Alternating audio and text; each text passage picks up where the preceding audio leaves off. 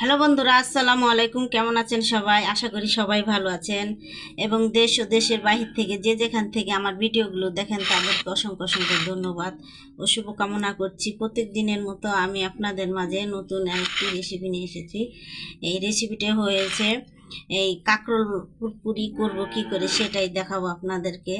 কথা বাড়াবো না, আমি আজকে রান্নাটাই দেখাবো। এভাবে রান্না করে দেখবেন।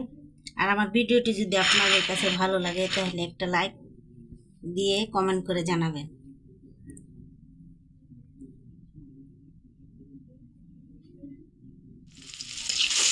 আর যে একটু তেল দিয়ে দিচ্ছি, তেলের মধ্যে আমি এই পেঁয়াজ কুচি দিয়ে দিচ্ছি, একটু ভাজা করে নেব।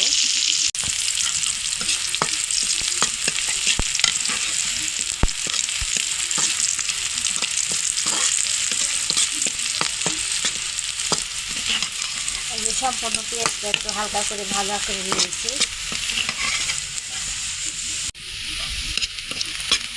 ভাজা শেষ।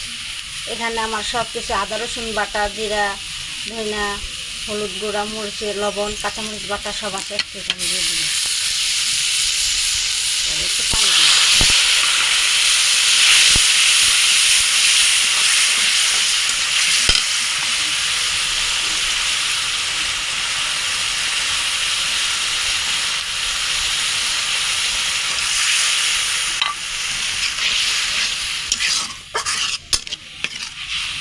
এখন আমি এই মশলাটা ভালো করে একটু কষিয়ে নেব।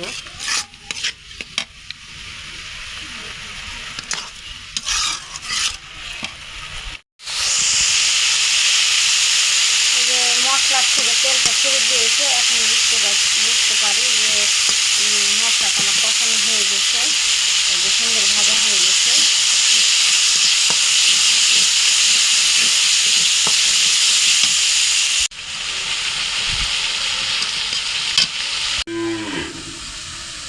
আর এখানে কাঁকরোলটা আমি এইভাবে কেটে নিয়েছি, পাতলে মানে কেটে ধুয়ে পরিষ্কার করে নিয়েছি। এই কাঁকরোলটাই এখন ভাজি করে আপনাদেরকে দেখাবো। এখন মশলাটা আমার কষানো হয়ে গেছে খুব ভালোভাবে। এখন এই মশলার মধ্যে এই কাঁকরোলটা আমি দিয়ে দেবো।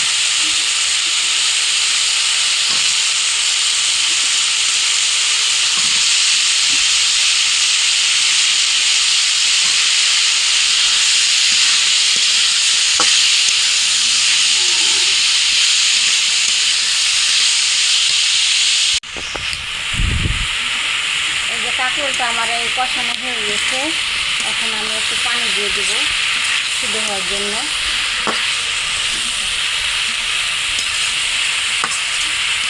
এভাবে কষিয়ে নেব।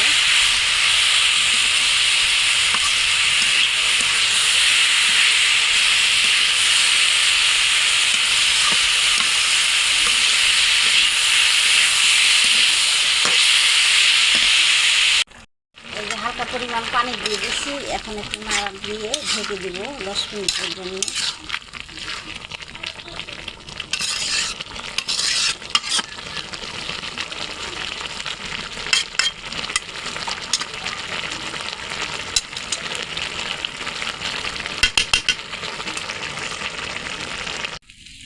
রান্না করা আমার শেষ, এই যে রান্না হয়ে গেছে। এখন আমি এটা নামিয়ে নেব।